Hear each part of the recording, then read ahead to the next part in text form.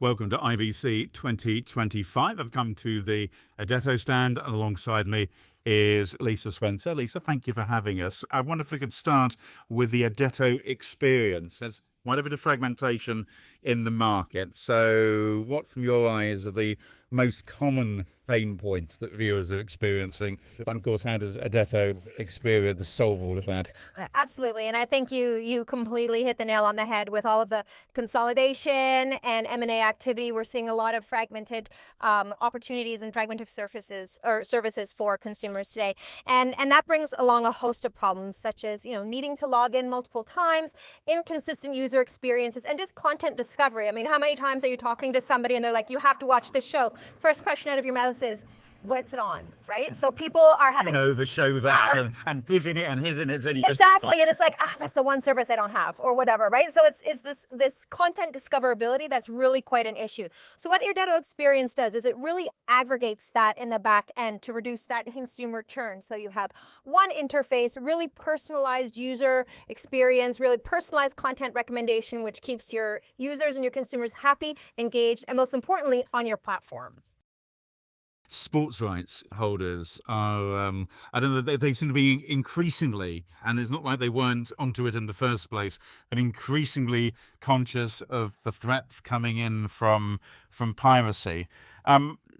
Why is it such a prime target, particularly when there's so much sport around? Yeah, because the interesting thing about sports is the immediacy of it, right? Is that nobody wants to watch the big game or the big match 30 minutes from now. They want it live, they want it immediately, no latency, no jitter. And as you know, sports rights, they cost broadcasters billions of dollars to acquire them. So any kind of leakage is going to have a material impact on the revenues. So being able to stop that piracy immediately, issue takedown notices, redirect consumers to legitimate services is really key in helping to monetize those rights. And again, to keep consumers on the edge of their seat watching your platform and engaged. And you've got your high frequency key cycling technology, which in theory helps get rid of a lot of these problems. Absolutely, because it's all about the speed of rotating those keys to make sure that you're thwarting the pirates at every turn. Because as soon as a sports match is live, you see piracy increase and spike straight away. So being able to really quickly cycle those keys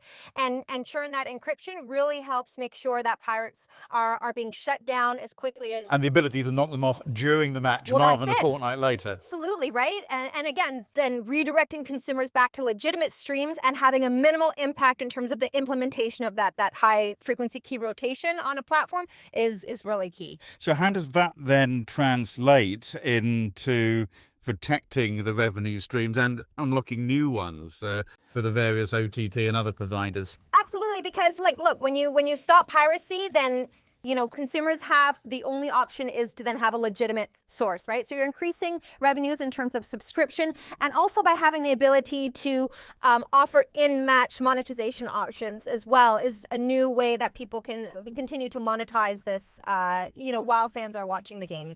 So looking ahead, what do you see in terms of new monetization strategies? I noticed, for example, that TF1 in France is going for micro payments. Yeah. More of those or something else? Yeah, I mean, when you think of monetization, people typically think, advertising, right? So AVOD, SVOD, but it's really much more than that. It's about enabling those microtransactions, enabling different types of subscription models. For example, we have, customers in India, and what they're doing is there's a offering of almost like an hourly subscription model for people that are working shift work, that maybe have a lunch break and they just want to be able to consume the match, watch highlights during their lunch break hour.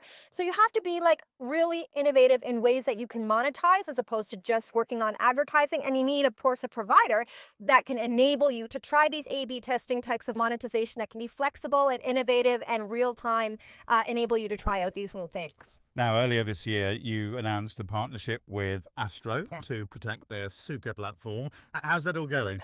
It's been fantastic. It was so great working with them, and we're so proud to be able to enable that new OTT platform on Suka.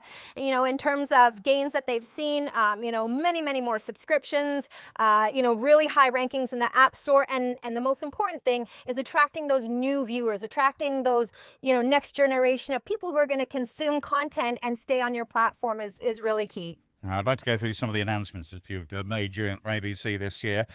First of all, integration of the tracemark forensic watermarking for Atema and their end-to-end ecosystem.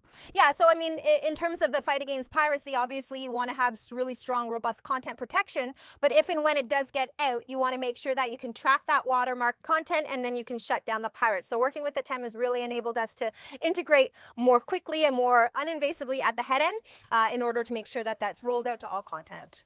And the other one is personalisation, in particular, following your partnership between or with ContentWise, which gives the operators editorial control. They always want that, plus also some AI automation in there too. Yeah, I mean, AI is the thing, right? It's the huge topic everybody's talking about, and having AI to really use the data that you have to offer those hyper-personalized recommendations and content experiences is, again, what's going to keep those customers on your platform, keep them engaged, keep their eyeballs and their wallets with you. Lisa, thank you very much. Thank you. We have more videos on our YouTube channel and at broadbandtvnews.com.